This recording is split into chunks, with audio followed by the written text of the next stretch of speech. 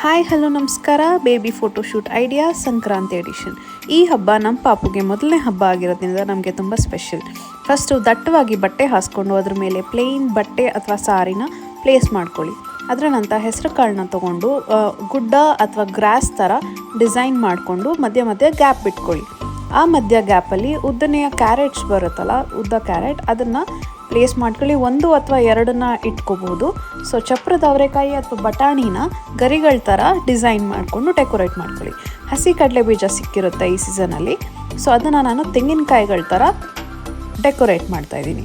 ನಂತರ ಕೈಟ್ಸ್, ನಿಮ್ಮ baby month ಪ್ರಕಾರ ಕೈಟ್ಸ್ನ ಡ್ರಾ ಮಾಡಿಕೊಂಡು ನೂಲು, ಹಸಿ ದಾರದ ನೂಲು ಸಮೇತ ಪ್ಲೇಸ್ ಮಾಡ್ಕೊಳ್ಳಿ. ಸೊ ಡೆಕೋರೇಟಿವ್ ಆಗಿ ಚೆನ್ನಾಗಿ ಕಾಣುತ್ತೆ. ಸೊ ಬಾಗಿಲಿನ ತೋರಣ ನಾನು ಯೂಸ್ ಮಾಡ್ಕೊತಾ ಇದ್ದೀನಿ, ಲುಕ್ ಚೆನ್ನಾಗಿ ಕಾಣುತ್ತೆ ಅಂತ. ಅದರ ನಂತರ ಒಂದು ತಟ್ಟೆಯಲ್ಲಿ ಕಡಲೆ ಬೀಜ, ಅವರೆಕಾಯಿ, ಗೆಣಸು ಮತ್ತು ಹೂವಿಂದ ಡೆಕೋರೇಟ್ ಮಾಡ್ಕೊಳ್ಳಿ.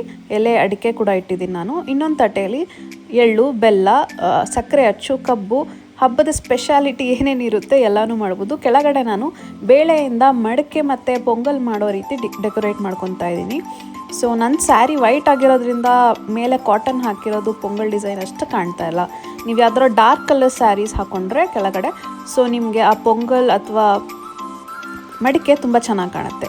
So this is the final look. Hope you like it. Please like, share, comment ಮಾಡಿ.